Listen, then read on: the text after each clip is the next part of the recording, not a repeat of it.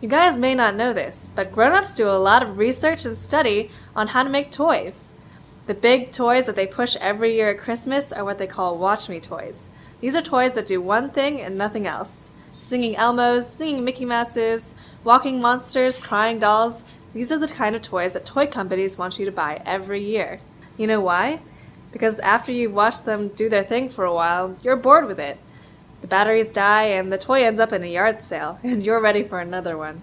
The best toys aren't Watch Me toys, they're creative toys. These are toys that allow you to create and do an unlimited amount of things.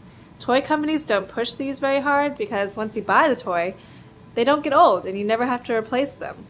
And as far as creative toys go, there's few as fun as Legos. With Legos, you can build cars, airplanes, and submarines. Legos are not a toy of the moment. They're a toy that lasts. They're a toy that will grow up with you. Legos are also educational. I know you probably don't want to hear that, but it's true. Let me give you a sample Lego lesson. How many of you have ever built a house out of Legos? Is this small piece good enough to use as my foundation? Is it big enough to build an entire house on? Why not?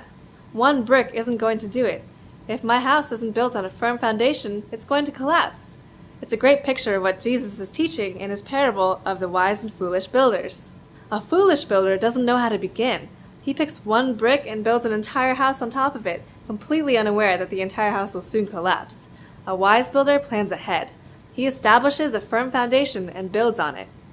Next time you're playing with Legos, test me. See how big a building you can erect with one single brick, and then lay a wider foundation and see how high you can go. It's just a great picture of how much we need to build our lives on a firm foundation.